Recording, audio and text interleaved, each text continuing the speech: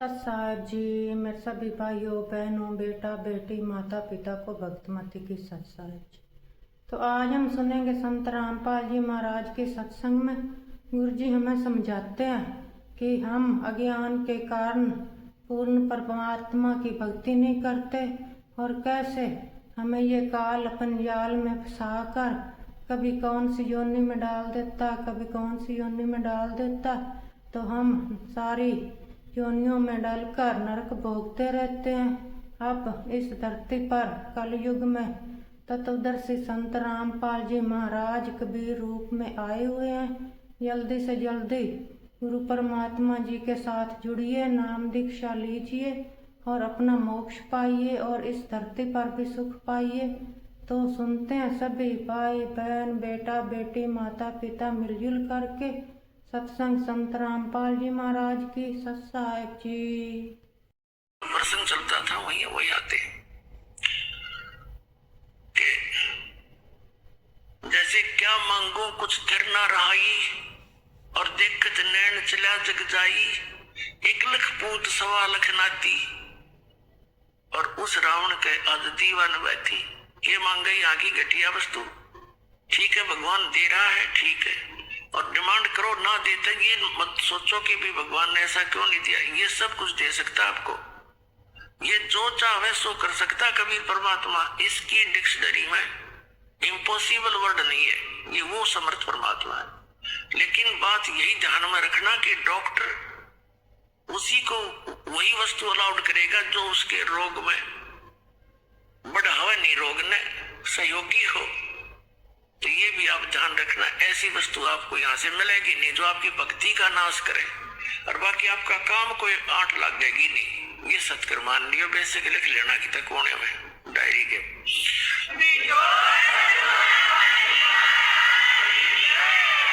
तो क्या बताते हैं कि दुविधा चतुराई, दुविधा दुर्मति चतुराई में जन्म गया नर तोरा रे, और अब भी आन मिलो सत्संग में और करो गुरु ज्ञान पे गौरा रे, यानी गौर करो इसमें, गणे ध्यान से विचार करो जो गुरु जी ज्ञान बताते हैं।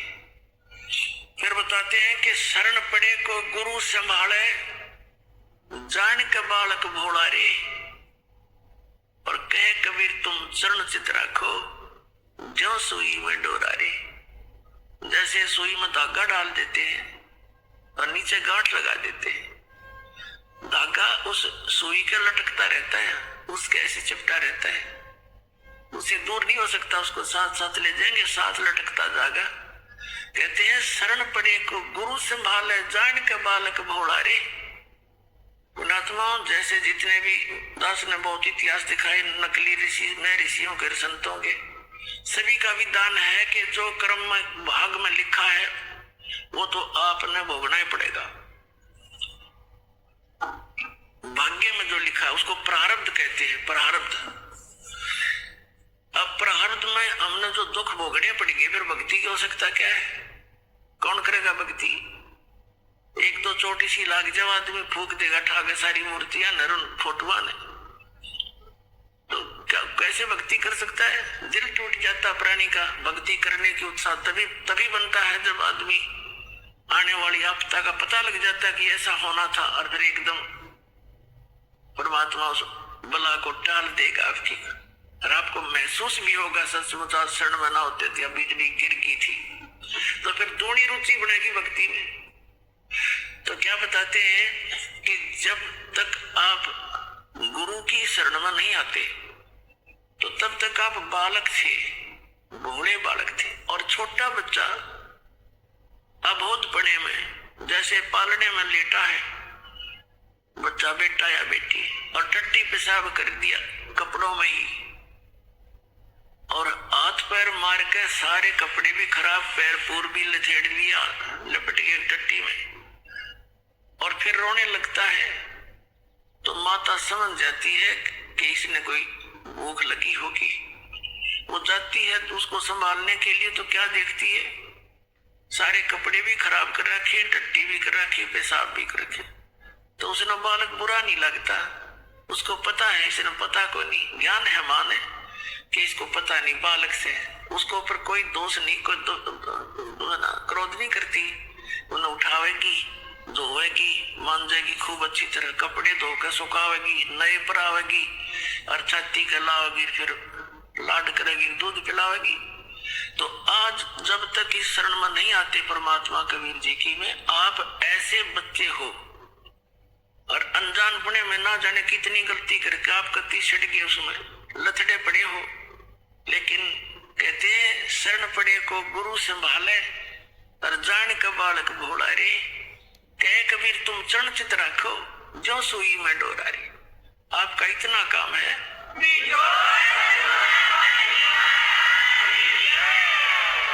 आपके जो प्रारब्ध में जो पहले के जितने भी पाप थे वो आपके साथ लपेट के भेज रखे काल में, और जिसे पुण्य थे वो भी अंदर डाल दिए, तो आपके दोनों मिलाकर मिश्रण कर रखे।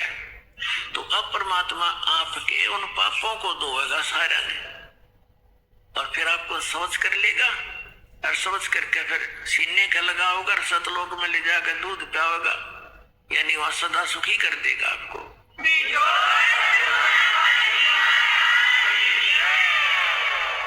शरण पड़े को गुरु संभाल जान कबालक भोरा रे। कहे कबीर तुम शरण चित रखो। आपका कर्तव्य बताया है कबीर साहब ने, आप भी अपने गुरु जी से ऐसा अभेद संबंध कर लो, मन में दोष नहीं आवे। जिस दिन आपके गुरु जी के प्रति कोई विकार आता है, यानी कोई कमजोरी झांकते हो गुरुदेव के अंदर, तो उस दिन आपका नाम खंडित हो जाता है। और काल यही चाहता है कि ये एक बार संत से इसका कनेक्शन कट जाए, फिर यो कितना धक्के खाए जाइयो, कहीं तेरा लंबा चौड़ा क्षेत्र है इसका, तो फिर इसको यही उलझा कर मार देता है। तो परमात्मा कहते हैं द्वार धनी के पड़ा रहे, धक्के धनी के खावे, 100 काल जग जोल ही पर द्वार छोड़ नहीं जावे। एक ये फाइनल फार्मूला है इस भक्ति मार्ग में। इस परमात्मा कबीर जी के धनी के द्वार पर पड़ा रहे और इसी के धक्के 100 काल जगजोल ही, कितना ही काल आपको झटके देता दिखे, पर परमात्मा से दूर नहीं होना, यह बहुत बड़ी भूल हो जाएगी आपकी। अगर आप जैसे हम अज्ञानता में, यानी बगैर अध्यात्म ज्ञान के कई बार बहुत कमजोर सोच बना लेते हैं और हम भूल जाते हैं कि हमने युगों युगों से पापों की गठड़ी बांध रखी है। और उसके लिए परमात्मा कहते हैं धीरे धीरे रे मना, धीरे सब कुछ हो, माली सी जैसो घड़ा तो समय आए फल हो। आप जी ने भक्ति का बीज ईब बोया है कितने युगों के बाद। अभी तक आपकी पिछले संस्कार ही चल रहे थे, और कहीं थोड़े बहुत पुण्य कर दिए, कि दाने डाल दिए, को छोटे मोटे पुण्य, वो स्वर्ग में बर्बाद कराए आप। पुणात्माओं, ये भक्ति युग है। अब ये चौथा युग का बीज का समय है। इसमें अब करोड़ों की, कई करोड़, यानी पूरे विश्व में ये भक्ति पर लगेंगे प्राणी, अरबों खरबों की संख्या में। और जो पार होगे वो तो होगे, और रह भी बतेरे जाएंगे। तो वो जो रह जाएंगे ना, उनकी दुर्गति घनी होगी, क्योंकि ये कमाई तो इतनी गजब की बनेगी आपकी। पहले मंत्र से बहुत गजब की कमाई बन जाती है, जबरदस्त भक्ति धन संग्रह होता है आपका। और फिर उनके अगर आप पार नहीं हुए तो क्या करेगा आपके साथ में।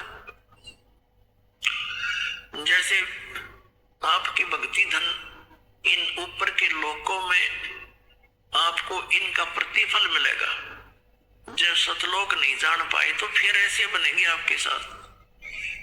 इस मूल कमल में गणेश जी का जाप है, आपको दिया जाता है। इसका भक्ति धन आपका इकट्ठा हो रहा है, और पार हुए नहीं तो आगे ठड़ी यही रहेगी आपकी। फिर ये लुटेरे आपको टर्न बाई टर्न लूटेंगे। आप गणेश जी के लोक में जाओगे, वहां गण बना देंगे आपको, आपकी पूंजी होगी, रेस्टोरेंट तैयार है, उसका कमीशन है इन देवताओं का। जैसे होटल के मालिक होते हैं, उनका कमीशन होता है वो अलग से, यानी उसमें अपना न्यारा चार्ज लगाते हैं उस बिल में। तो आप कहीं किसी में 10% आपकी कमाई से, किसी में 15%, किसी में 20-25% ये अपना लेते हैं, तब अपना गुजारा चला रहे हैं। ये कंगाल लोग है 21 ब्रह्मांड तक का उस सतलोक की दृष्टि में। और आप भक्ति के धनी लोग वहां जाते हैं, जैसे यहाँ कुल्लू मनाली में जाते हैं गर्मियों में सेठ लोग, और 10-20 हजार रुपये खराब करके उल्टे फिर आ जाते हैं मुंह लटका के कर्म क्षेत्र में।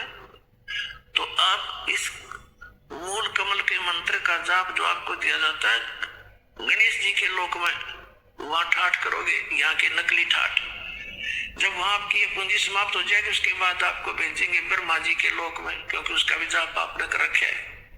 वहां जब आपकी धन खत्म हो जाएगा फिर जाओगे विष्णु जी के लोक में, क्योंकि उनका भी आपने धन इकट्ठा कर रखा है। फिर उसके रेस्टोरेंट में वहां रहोगे। उसके बाद फिर जाओगे आप श्री शिव जी के लोक में, उसकी भी कमाई करते हो, मंत्र जाप करते हो। फिर जाओगे दुर्गा जी के लोक में, और वहां भी जब समाप्त हो जाएंगे फिर आपकी 2 मंत्र का जाप और रह गया, ये 2 अक्षर का सतनाम का जाप। तो उससे जाओगे आप फिर ब्रह्मलोक में, इस काल के निज लोक के अंदर। वहां कोई हजारों युगों तक आप उस ब्रह्मलोक में रहोगे।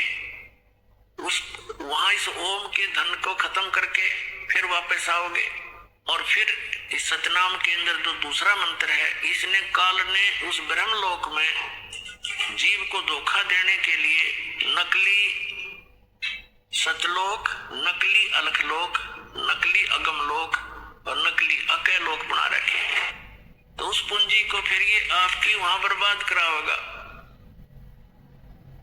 फिर रह गया आपका जिसको सार नाम प्राप्त हो गया है और वो पार नहीं हुआ। जरूरी नहीं कि सार नाम मिलते ही पार हो जाओगे, ये तो परमात्मा ने कहा है, राम नाम रटते रहो, राम नाम रटते रहो, जब तक घट में प्राणे, भाई कभू तो दीन दयाल के भनक पड़ेगी कान।